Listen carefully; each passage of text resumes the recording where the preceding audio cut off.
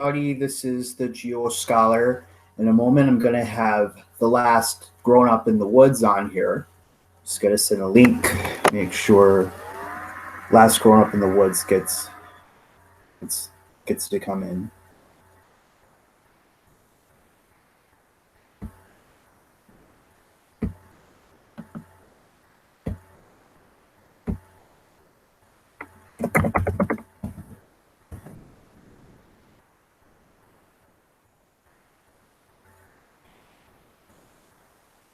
One moment.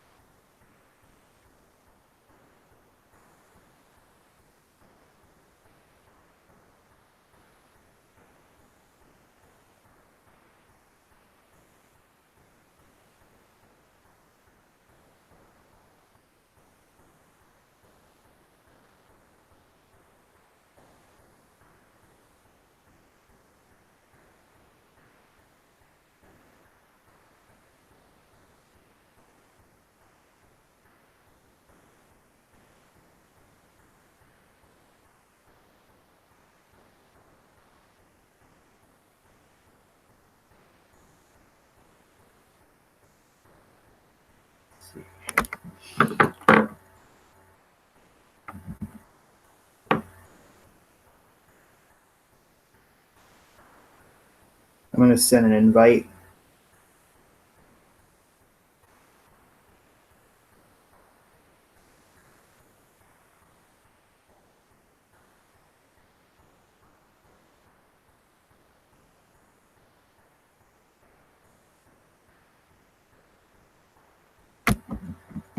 In a few moments, we should have Carly Fairbrother, also known as the last adult in the woods,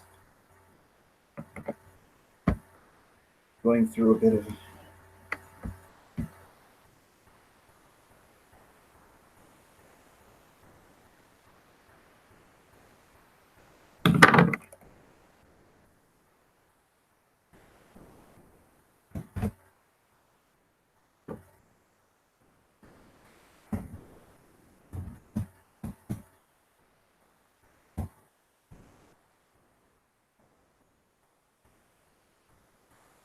and the invite was just sent. Hold on.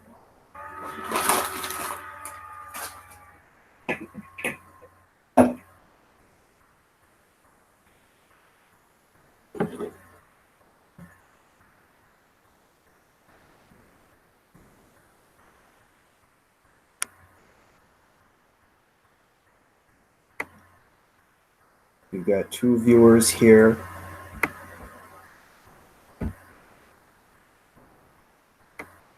I'm gonna head over to see how the chat's looking.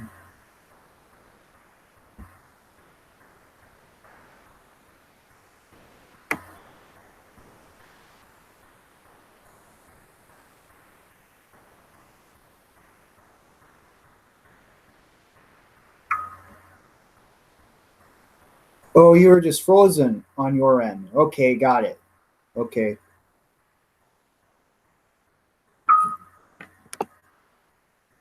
Oh, you were just frozen on your end. Okay, got it. Okay.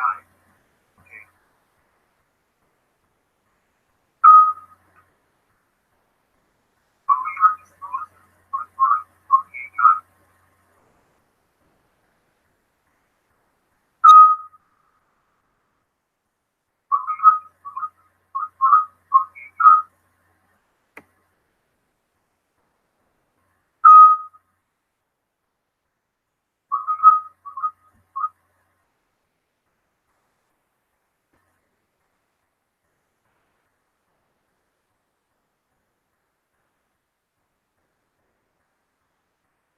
As we wait, we will be beginning momentarily.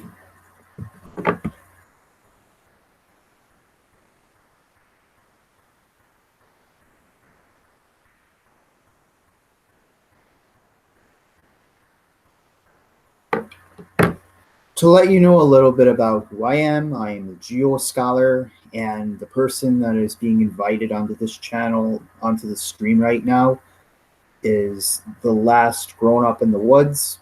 This is a YouTuber out of British Columbia in Canada. She is an ex-park ranger. She is a nature enthusiast. She's a YouTuber.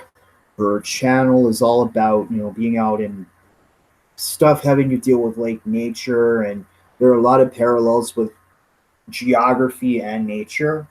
So that is something very important to consider. And this stream is going to be about the geography of the Pacific Northwest region. And one of the reasons that I wanted to have her on the stream, her having, having a background related to nature, doing things such as working for the national park system, having once been working in education, and as someone who she lives in that region that we're about to discuss. And I once lived in that region myself. I used to live in the Pacific Northwest myself, and I'm currently living in the southeast United States of America, right around the Atlanta area. But, it's an idea to have two perspectives of, two geographic perspectives to come together, and this is going to be a big part of what this stream is about. So right now there are some technical difficulties, but that's a big part of what the stream is going to be about. We're going to get this planned.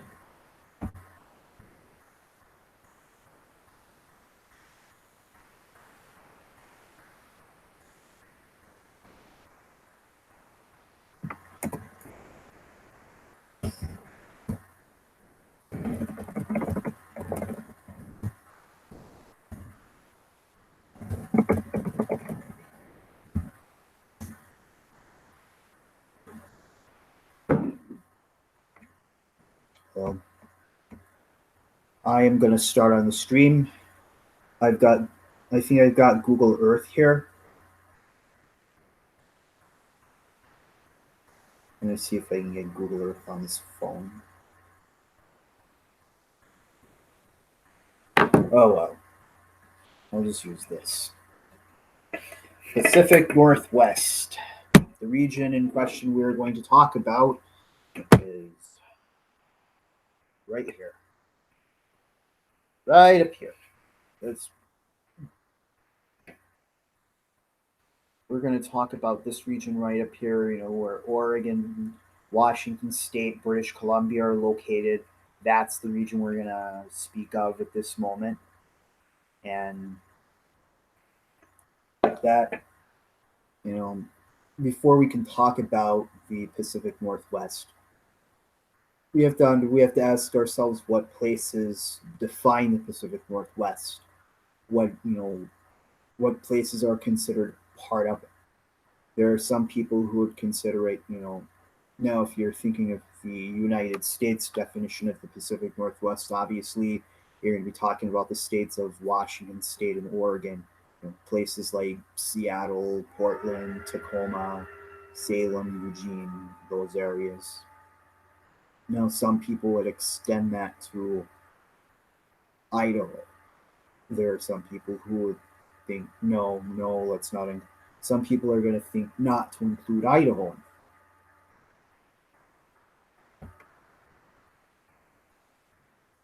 That being said, now if you were to take a broader definition of what the Pacific Northwest is about, there are some people who are going to look at it and think,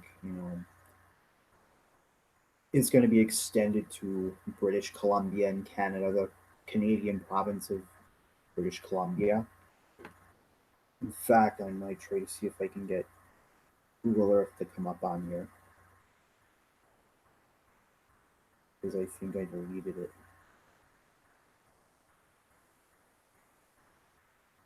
Well, I can just show you a map of British Columbia.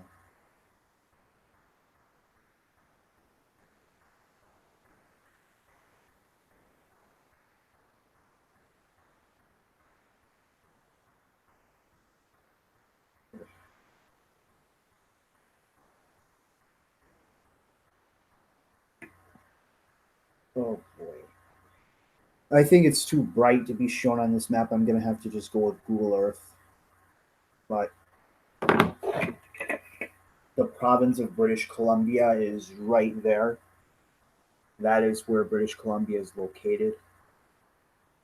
It is just right above Washington State. That island there, Vancouver Island, that is part of British Columbia. That is British Columbia right there. Capital, Victoria, largest city, Vancouver. It's a very big province. Takes up Western Canada, most of Western Canada. Or the far, it's part of Canada's west coast.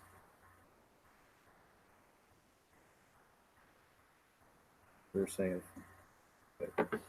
I'm gonna see if we can get the last Grown Up in the Woods to come in.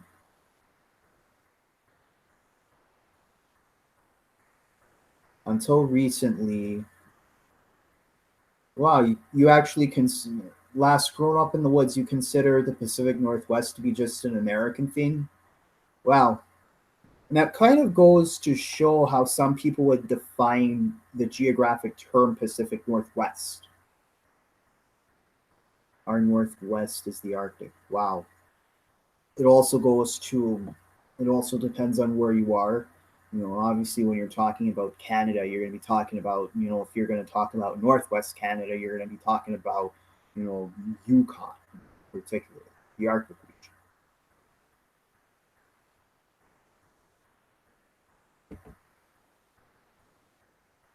region. Last Grown Up in the Woods, are you still able to come into the chat? Are you still able to come in?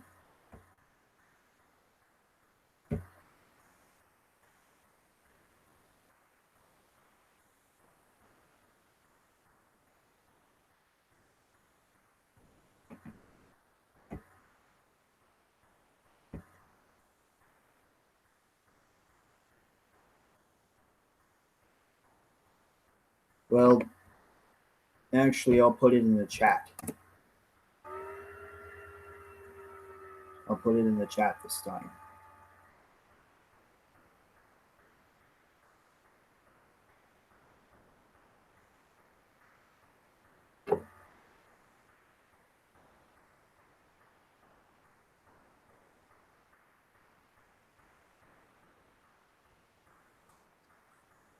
Ha! I'm here.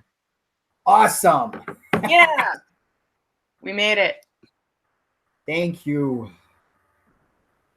There you are. I'm here. Ha! I'm here. Awesome. Yeah. We made it. Thank you. There you are. I'm here. Ha! I'm here.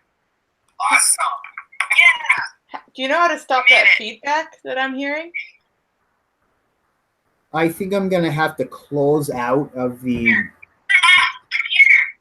Ugh, I don't know what's going on with you. You know how to stop that feedback that I'm hearing? Maybe I just closed the chat. I just closed out of YouTube. Okay, I just closed the chat too, and I don't hear it. Yeah, so back to, I guess, the region that's actually the Northwest, because there are so many, there are a few definitions of it, and the general one seems to be Oregon, Washington, and BC. But until I started kind of joining Facebook groups that did plant identification and birding and stuff, I kind of thought that BC was excluded. And then I went to thinking it was only the coastal part of BC. Yes, that is understandable because growing up, you also have to understand. Growing up, my first real introduction to understanding what the Pacific Northwest was, I was reading World Book Encyclopedia. Oh, we had those at our house too. And it was defined as being a West Coast state. But I was always taught as a kid that the Pacific Northwest was strictly Oregon and Washington State. You're never really taught about British Columbia. You never really taught about that part either. Because people always forget about us Canadians up here. Unless they're talking about Toronto. Yeah, yeah, which is the wrong part of Canada. Sorry if there's any Torontonians here. Yeah, I used to actually live in the Pacific Northwest myself. Lived in Everett, Washington, which is not really that far from Canada. No, I've driven through there a number of times. Yeah, lived there as a kid, lived there as like a small child, and I actually started kindergarten up there. And I sort of consider the coast, like the rainforest part, like my natural habitat. It's where fish and wildlife. So that's where I learned a lot of my wilderness stuff. Plus, I grew up on property here, so like we had 5 acres. So that's just where I learned everything. And then I did a lot of my park rangering in northern BC, which is another interesting talk about like the perceptions of geography. We can get into that a bit later. But yeah, the coast is definitely my natural habitat. A lot of people don't But understand how big British. some of the. Huh? What happened? Did I freeze up? Oh no, I thought we're fine. Okay. We just had Junk Pile Video enter the chat. Oh, what's up, Junk? Hello.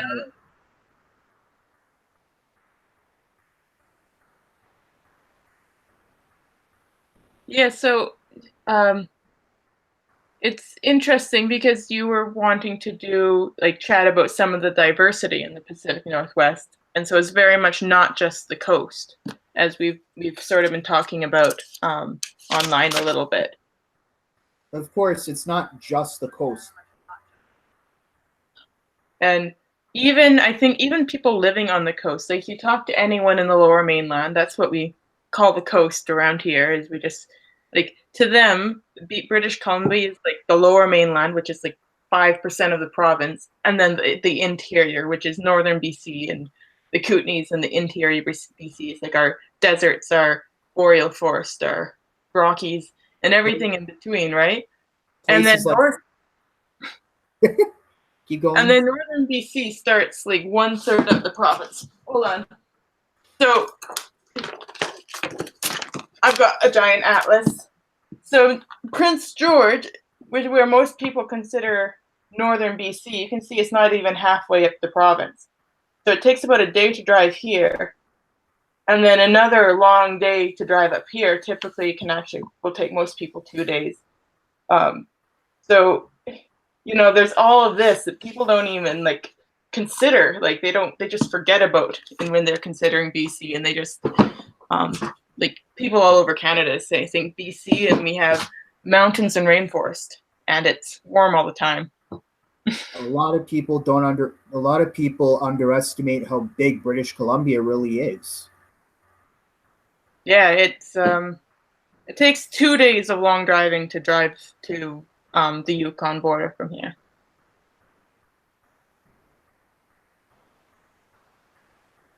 Oh yeah, it's bigger than California. I can say that. Yeah.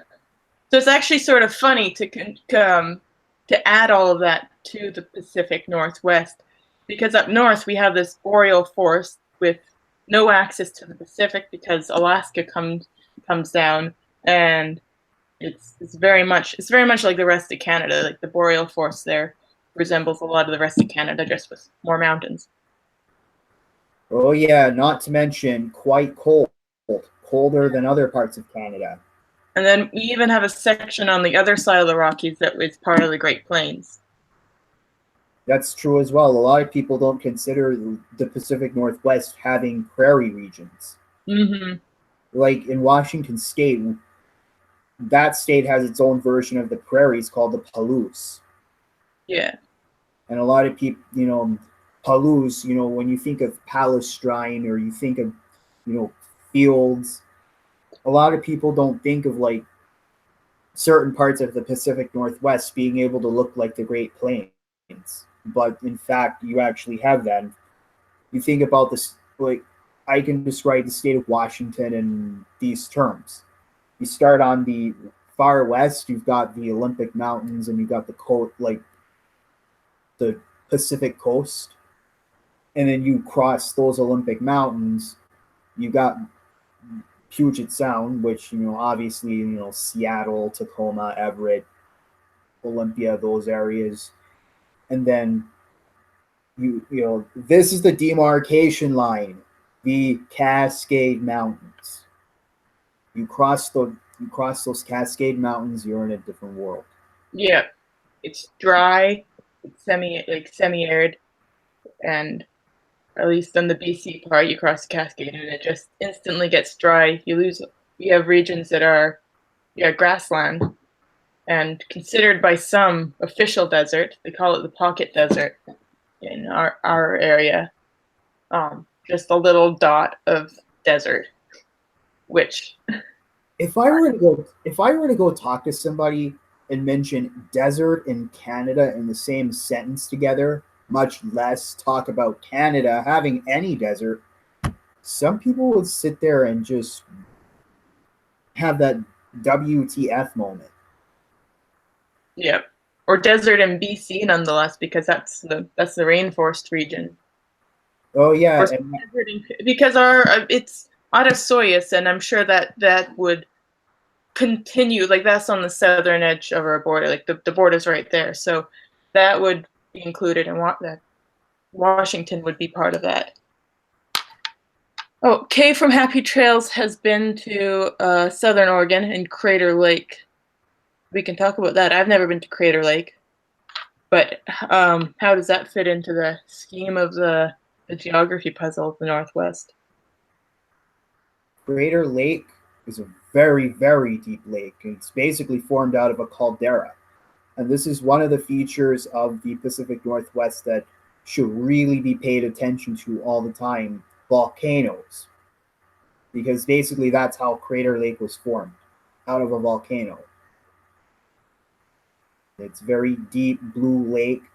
It's kind of like their answer to Lake Tahoe. Mm-hmm.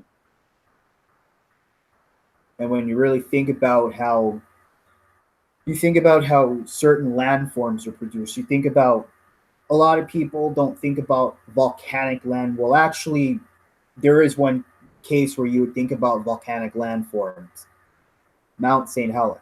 And that's usually the one time people associate the Pacific Northwest with volcanoes. Yeah. They don't consider Mount Baker. They don't. Now, if you're in the Seattle area and you get views of Mount Rainier, of course, you're going to think about that because it looks a bit like Mount Fuji. Like, that's what that reminds me of. Yeah. And you can see Baker from here, actually. Well, not here. I'm at my parents' right now, which is near Vancouver.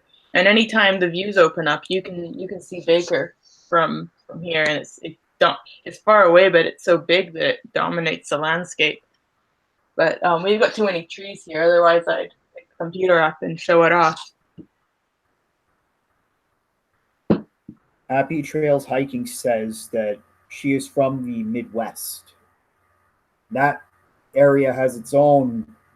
Okay, somebody's coming in and has basically trying to come in and say some perverted stuff. Oh yeah. Well, we can just block. Block time. We don't say that on our chats. There we go.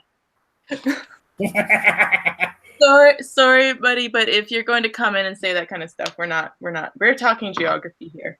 We are not talking about certain anatomical no anatomy talk here. But so, I mean, that's something of like Canada and USA. Canada and USA are so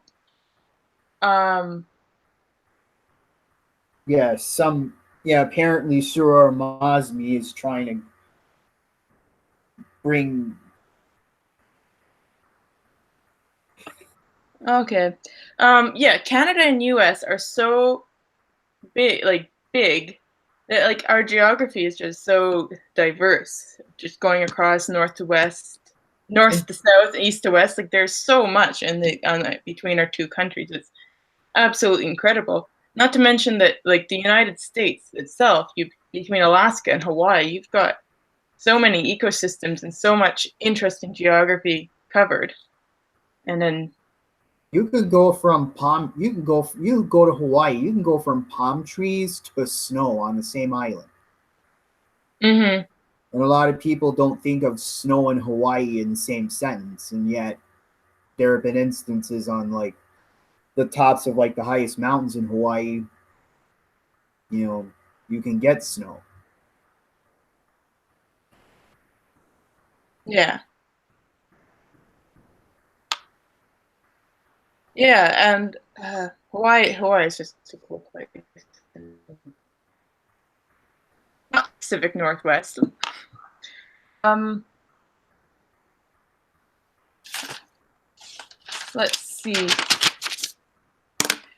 Yeah, I think the perception is very interesting, and of like what north and south and east and west is, and I find it absolutely fascinating that like so many, and probably people living in say Seattle have that same perception of like the rest of Washington just being this Green. expanse of nothingness, where people don't live and they're all I don't know, isolated and Or with California, with Death Valley and Mount Whitney so close together. wow, yeah. But yeah, Yeah. that would really be strange because you got, and this is the thing about California, you got the lowest point of the state and the highest point of the state within a relatively short distance of each other. Not to mention you're going from the desert to one of the snowiest places in the state. Yeah. And that's, I mean, that Whitney's so high, right? It's up there with, I mean, you know, you go to a place where you can get altitude sickness quite easily, like without acclimatizing to, like you said, the lowest place in the country. That's crazy. Or even, I mean, if I were to drive to across BC, like we just yesterday or the day before, we drove from the Kootenays, which is by the Rockies, all the way to the coast. And so watching how it changes, like we started by driving over a mountain pass, then we drove through some desert, and then we drove over some more mountains. I mean, we could have driven through the Fraser Canyon, which is a very like that's our tiny answer to the Grand Canyon, but still some really interesting geography in there. And then you arrive on the rainforest, and it's even more interesting when you do it in the summer, where you're going from 40 degrees Celsius to you go over the pass and you can hit a snowstorm at any time. And then you finally make it to the coast, it's like 70, it's like 22, 23 Celsius. Mm-hmm. I have to switch back and forth because, yeah, this is what you get when you live this is what you get when you grow up using Fahrenheit your whole life. Yeah, and I switch, but I'm really bad at switching back and forth. I know like 32 and 0 and where do they meet? -40 is where we kind of meet. That we meet at -40, right? Fahrenheit and Celsius. Yeah, you meet about -40 Celsius. Yeah. But that's the thing about a lot of people, I think about British Columbia for a long time. I often associate, until I really started, because I actually have a degree in geography myself. Mm-hmm. So this is like my comfort zone. But for a while, I often, I would look at some of like the climate maps, and obviously I would understand that, like, Western British Columbia is going to be wetter and milder, and you go further inland, it's going to get more extreme. But I didn't realize to what extent. It didn't really occur to me all that much until I really started studying in depth. about just, British Columbia and just generally the other two states we're talking about, Washington State and Oregon, it really didn't occur to me until I started understanding the role of like the mountains and how they play. Yeah. And here's another strange fact. Seattle is actually the northernmost major city of 500,000 plus people in the United States of America.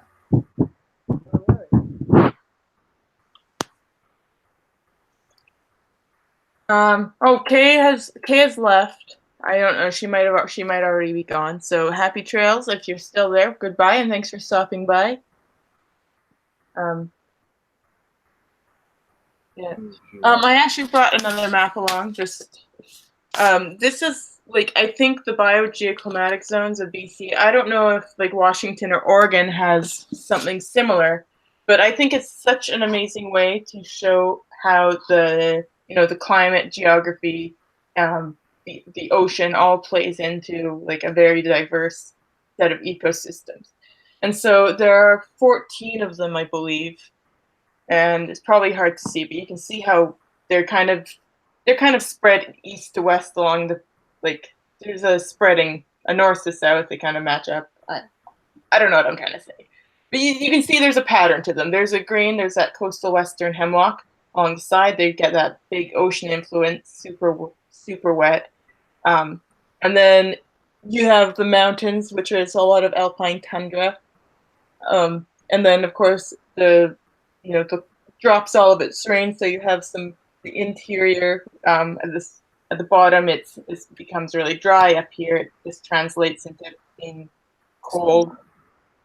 And then you have another small area of kind of semi rainforest by the Rockies, and then of course you have your plains over here. But what I like about them is they're all named after the climax species of trees or plants.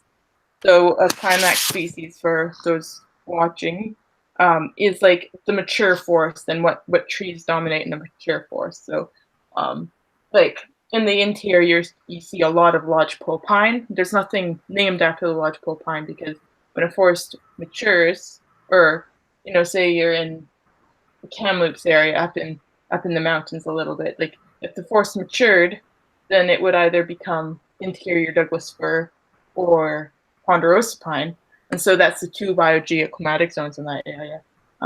Kamloops itself is actually bunch grass, but I think it's important to name it after those species because you really are able to see like how they are so completely linked with the moisture, the temperature, and also the landscape in general, like whether like the acidity of the soil, the moisture in the soil.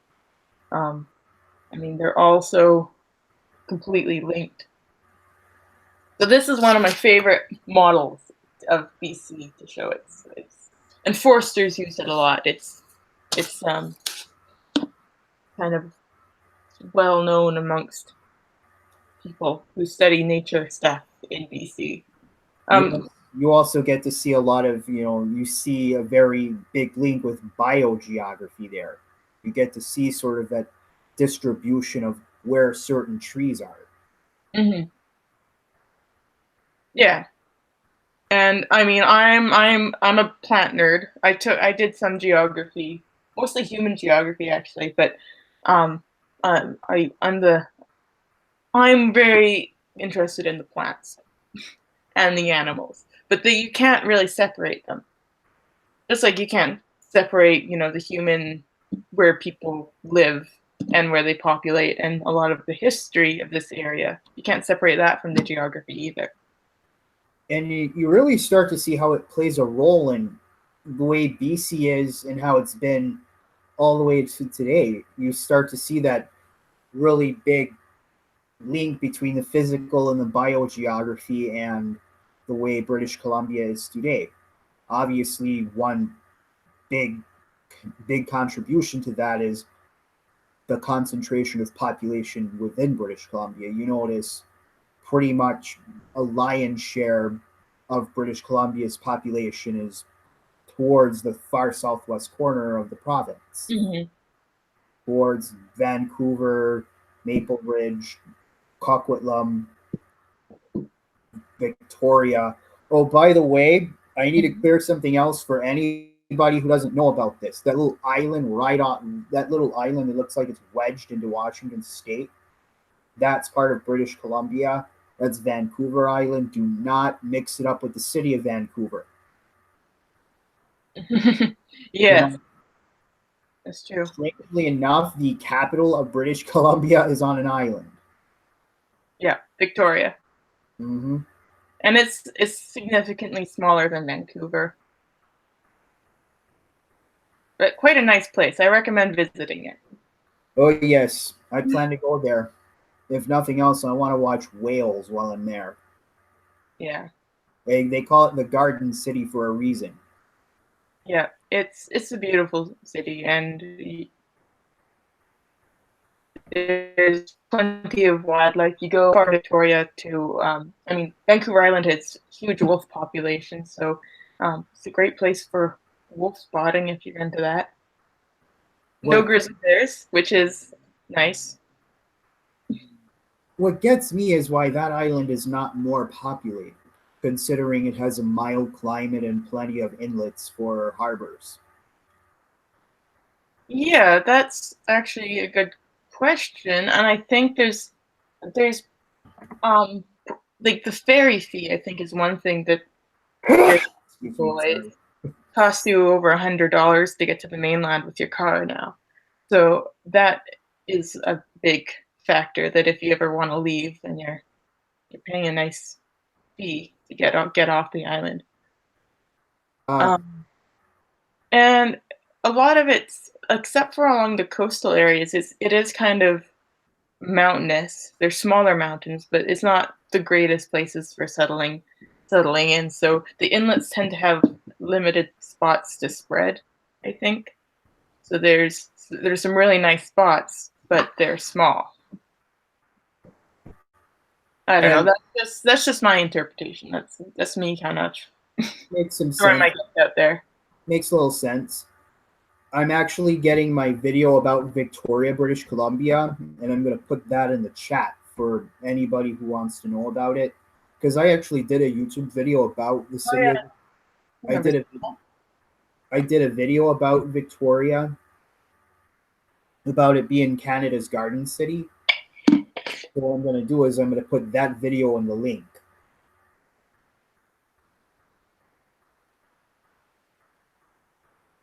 Yeah, but Vancouver Island, I don't know, it takes about 5 hours to drive from one end to the other, so it's a good sized island.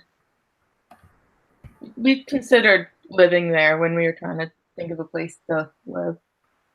It's kind of a laid back place. One thing if we're talking about human geography, historically, before European contact, a lot of the First Nations people lived, it was very densely populated along the west coast, both Vancouver Island and Haida Gwaii and the whole west coast. In a place, I used to work on the Harrison River doing salmon counts, and the Harrison River just comes off of the Fraser, and it still has a pretty big salmon population, but it was huge. And 30,000 people used to gather there during the salmon run. And I think we often think of pre-contact, there were these sparse populations of First Nations or Native Americans. Depends on where you go. But 30,000 people, that's a significant number. And a lot of them weren't permanent residents, but they did have these big gatherings for the salmon because there's so much abundance on the coast. You have freshwater meeting saltwater, and those estuaries are amazing places for animals to, like salmon especially, to grow up, and and the rivers provide, the salmon were huge, of course, but the ocean side, there was a bounty of food in the ocean, and then the plant life. I went for a hike on the west coast of Vancouver Island, and even though I grew up in this area, I forgot just how many berries and how many edible plants. If without having to store food for winter, I could have easily just not brought food and just grazed my whole way up the trail. I might have been a bit hungry. I might have had to bring some fishing stuff. But I mean, I can see why they've been put alone on Vancouver Island. It's harsh conditions, but there's a lot of food. A lot of food, and you could easily farm in this area if needed. Hmm.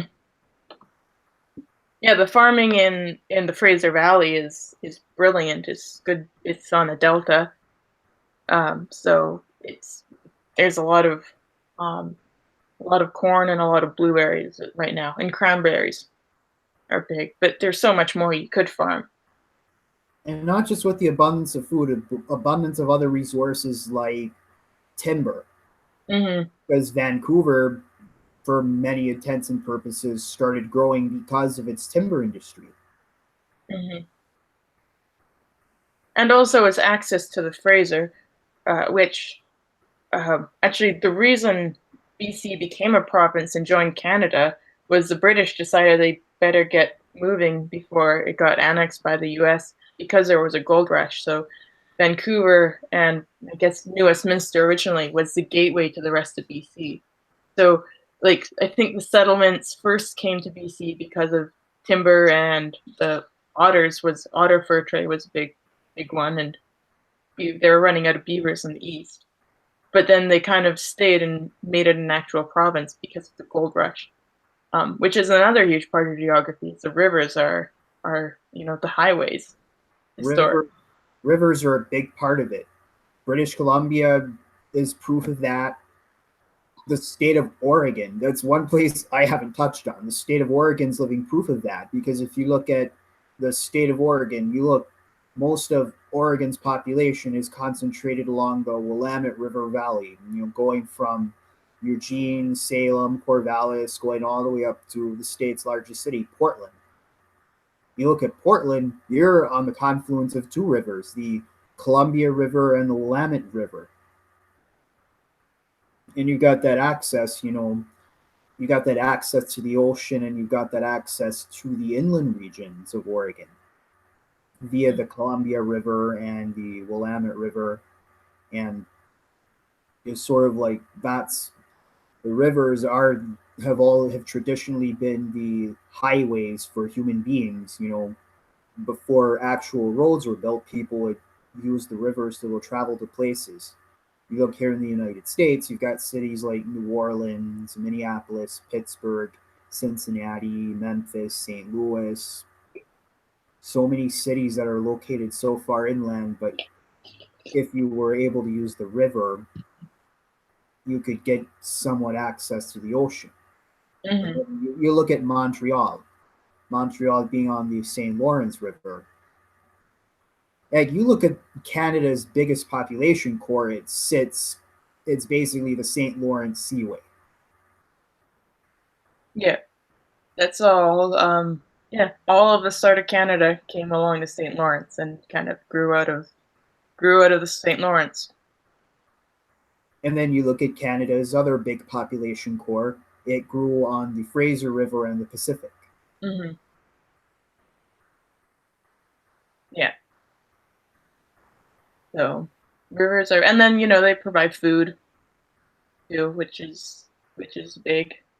I mean, the salmon is so influential in BC that I think was made it allowed British Columbia to support a pretty big population.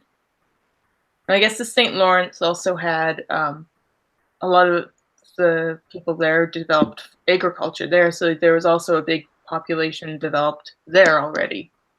And so you almost see the same patterns as Europeans come to these places um, that were able to support a large population, but they were already supporting a large population because of the rivers.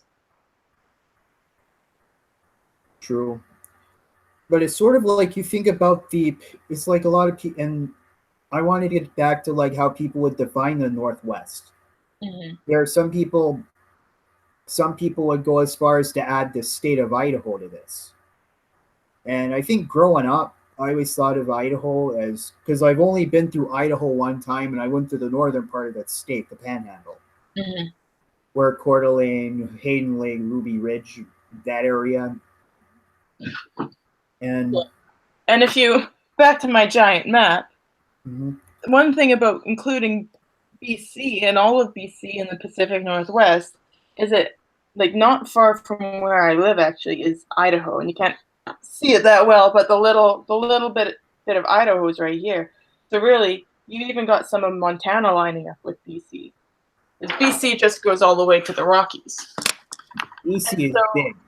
yeah. That would be the extent of BC. Yeah.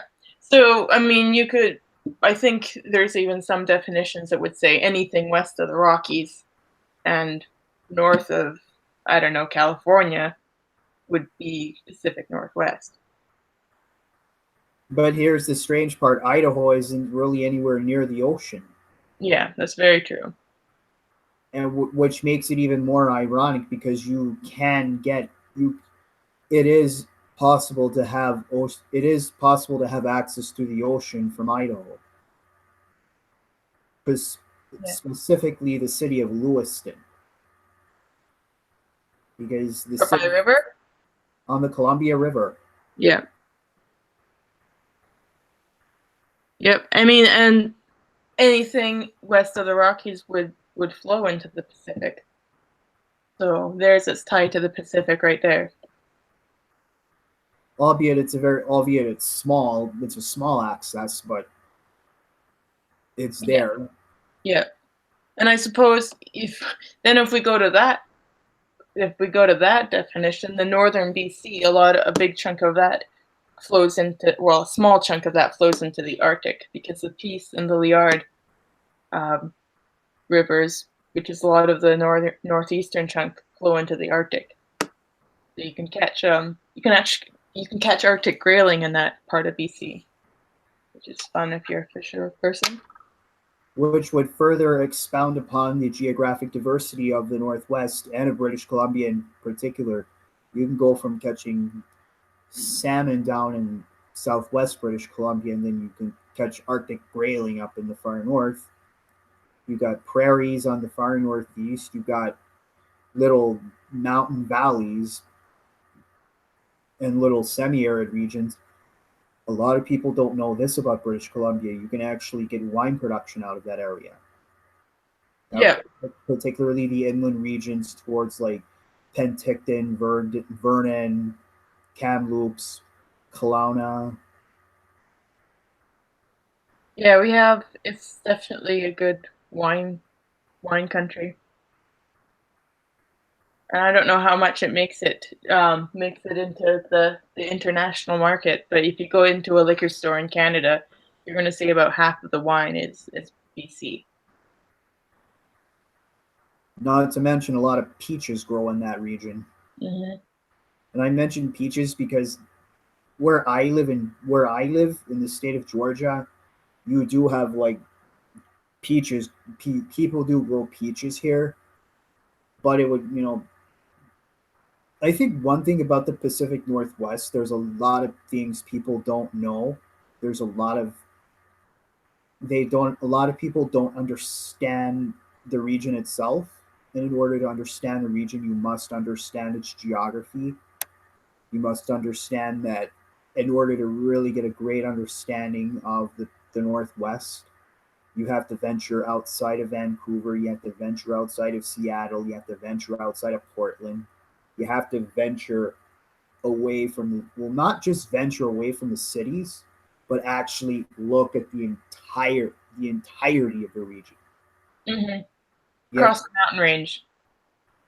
Yeah, because a lot of people don't know. Like when you mention Oregon to somebody, the first thing I remember when I did my video about geography of Oregon, there was a little joke, and I get the joke. I actually like the joke a lot. There was a joke made about the well, it was a reference to the computer game Oregon Trail. I love that game. Strangely enough, I never played it as a kid. Oh. We had another game at my elementary school. not the one in Washington State, but I was in third grade living in Georgia by then. But at my elementary school, when I was in the third grade, we had a video game about U.S. states and their capitals. We had that. So I never really did Oregon Trail. But when you mention the state of Oregon, besides that game, many people are going to be thinking about big tall trees, are going to be thinking about cloudy weather, rain, and more specifically, they're only going to be thinking about one place. Portland. And all they're going to think about is Portland. And if everybody's definition of Oregon is only going to be Portland or Eugene, they're really not getting the whole idea of what Oregon is about. Because, yes, a bulk of Oregon's population lives in the part of the state which gets a considerable amount of rainfall. But that part of Oregon is only a small part of that state. A lot of people don't know that there is a somewhat large proportion of the state that has desert, particularly towards southeast Oregon, towards Burns, towards Pendleton. You go to those areas, it's very dry. The terrain has a lot of parallels to the state of Nevada, just south of Oregon. A lot of people forget that Oregon. A lot of people don't know that Oregon actually borders Nevada, or it borders Nevada. Yeah. So what kind of what's the biggest agricultural crops in Oregon and Washington? I mean, does the wine growing kind of continue south? You have a lot of wine growing in the state of Washington, and you have wine in Oregon, but Washington obviously is known for its apples. You have a lot of other stuff that is grown there. You have wheat grown in the state of Washington, particularly towards eastern Washington, where it's drier. Yeah, my sister actually went to WSU, and I remember a lot of wheat and lentils, I guess. She met her husband at a lentil festival. Yeah, you've got lentils growing out there. You've got mint grown out there. You've got cherries being grown there. You've got like a lot of orchard crops being grown out in Washington State as well as Oregon. A lot of pears. These are quite similar to the southern interior BC and the Okanagan. Yes. Yeah. Very similar. Now, if you go further west, traditionally that has been more of a timber economy.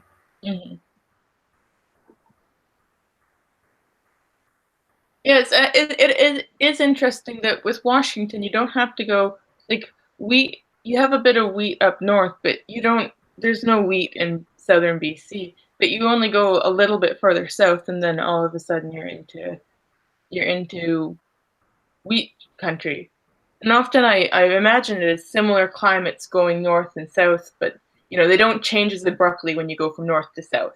But they still do, because you don't have to go that much further south to get into this wheat growing area. True. Yeah. That's the one thing, like I mentioned earlier, Seattle has the distinction of being. Seattle is actually located further north than Quebec City.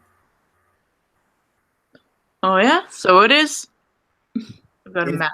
Further north than Quebec, it is so far north that if you were to just include cities of 400,000 people or more, Seattle would be the northernmost city of, Seattle is the northernmost major city with a population of 500,000 or more people. And oh, wow. A lot of people, now, I'm strictly talking about cities of 500,000 or more people. But yeah, a lot of people forget how far north Seattle really is, because for starters, you look at it, it's on the west coast, and a lot of people, like when you think about cities being that far north, you don't think about, the rainy climate that Seattle has. You tend to think about the snowy climate that Minneapolis would have. You tend to think about places like Winnipeg in Canada. You tend to think about, basically, when you think about cities being as far north as Seattle, you tend to think about cold, snowy winters. Places, Mhm. you know, and a lot of people don't know that about 70% of Canada's population lives south of the latitude that Seattle is located on. Mhm. And 90% of us live within 100 kilometers of the border. So 90% of us live very close to that latitude. So not necessarily below, but I mean, because you add the Vancouver, that's all of a sudden 90% of Canada. So, yeah. I mean, even Winnipeg. You mentioned Winnipeg, and that's like very cold. We call it Winterpeg, and that's only like that's not far off of the border at all. So that's very close to the same latitude as Seattle. And Well, you it's go up to Edmonton, you're so far north, you're like at around like 56, the 56 parallel or somewhere of that area. But mhm. Edmonton is so far north,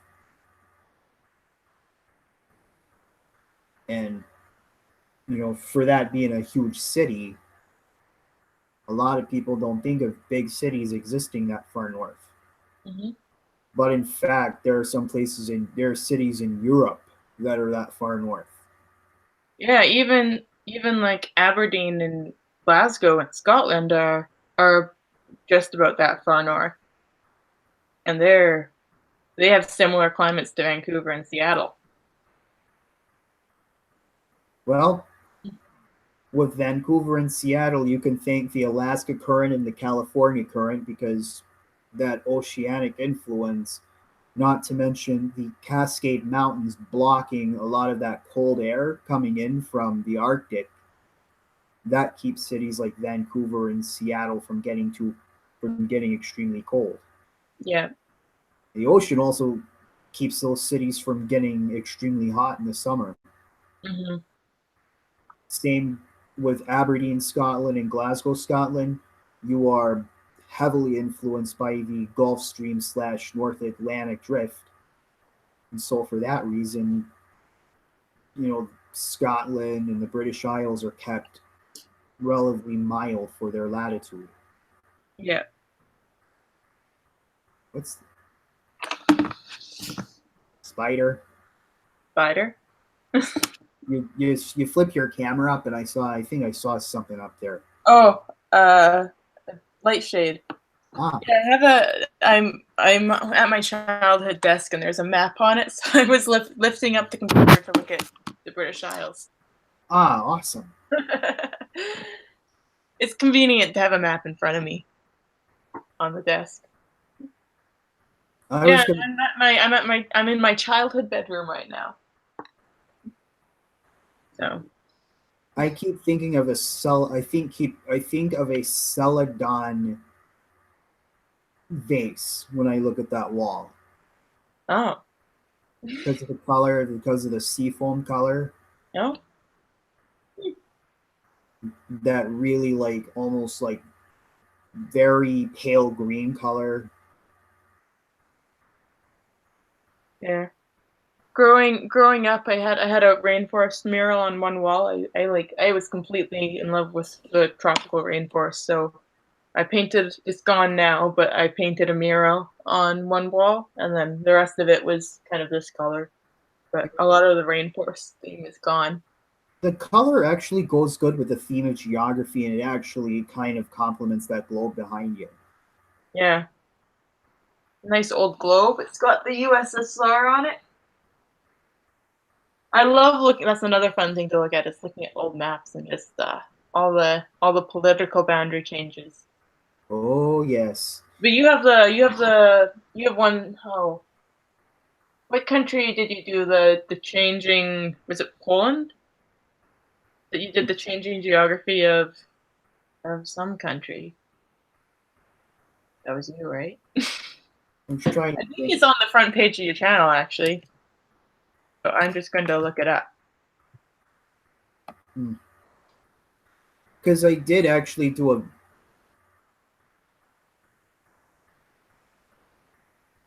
And I think it's one of your most popular ones because it's right on the front of your page when you go look. No,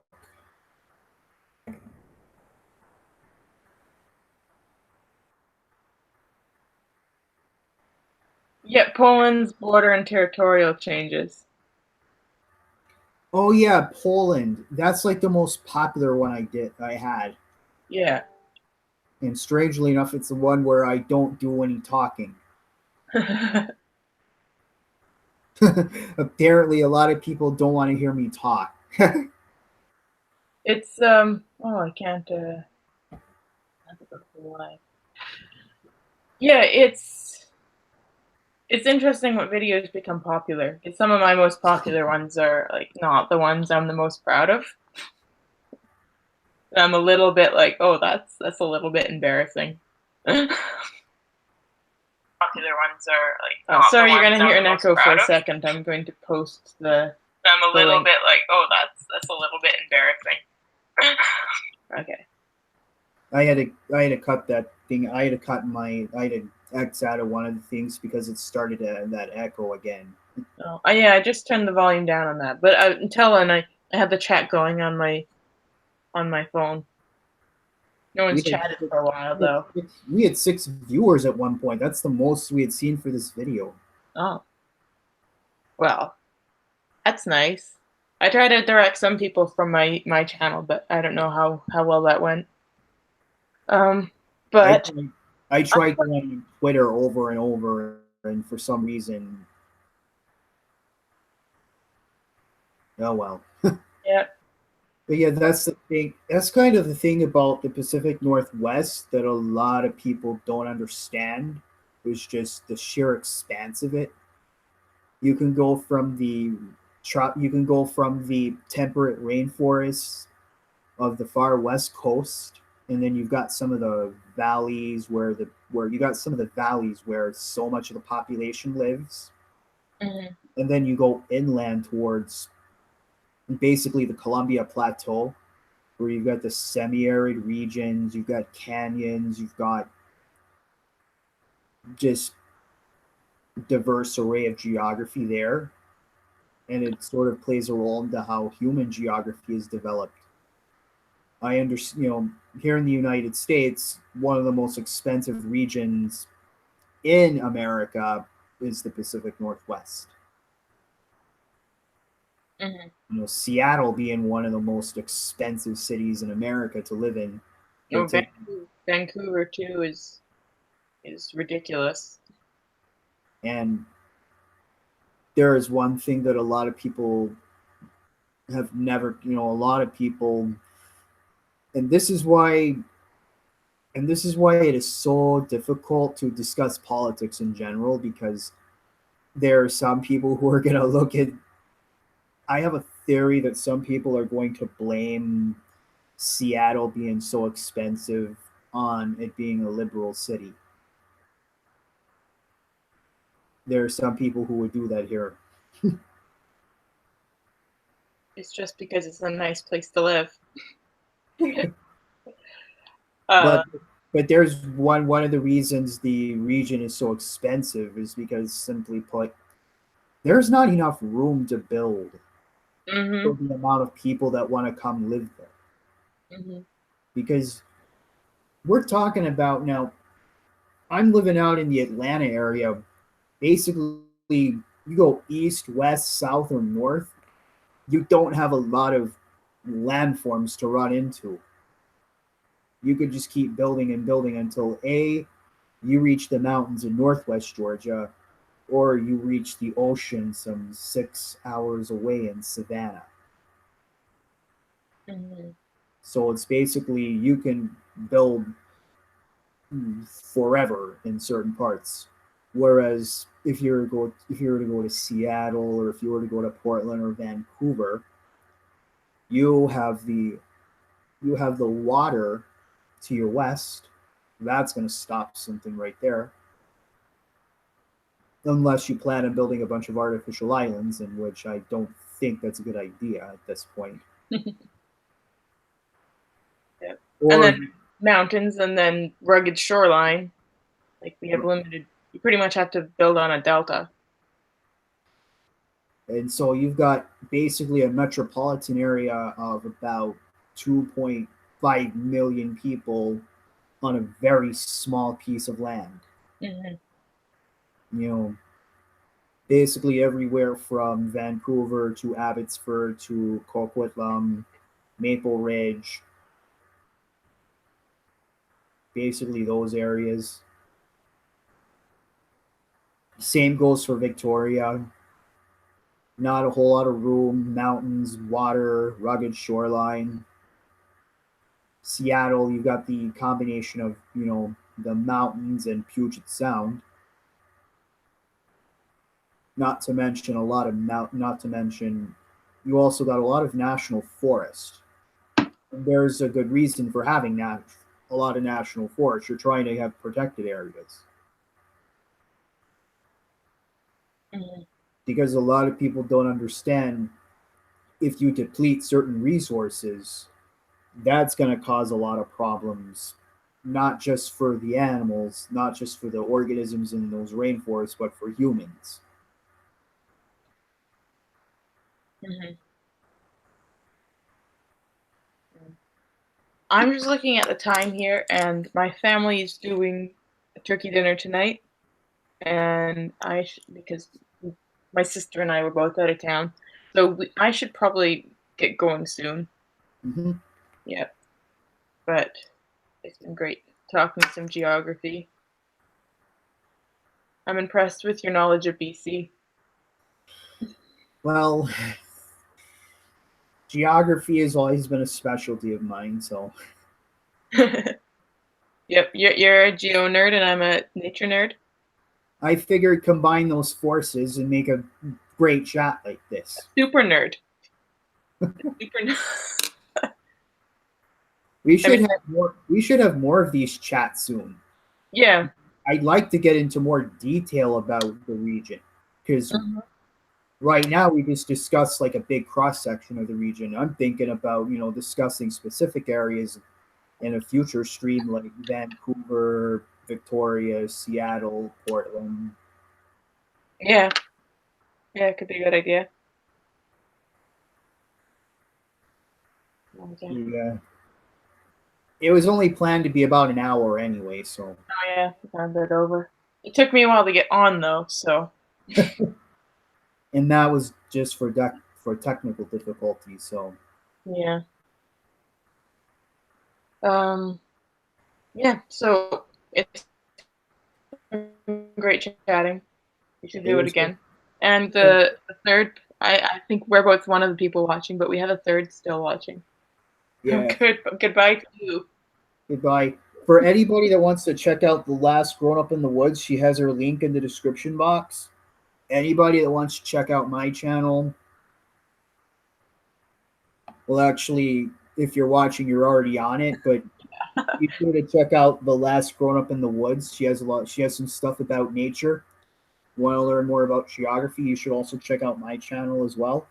Yeah, And and you've got the Oregon geography one and the Victoria one, which you dropped those links. So I only dropped the Victoria one, okay, well, the Oregon but one, the Oregon one is actually one of my more recent ones. yeah. So this will conclude the live stream, and I will sign off. So long. Okay.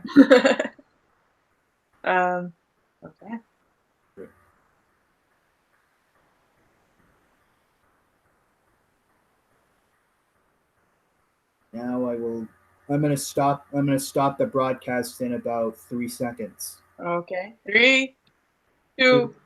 1.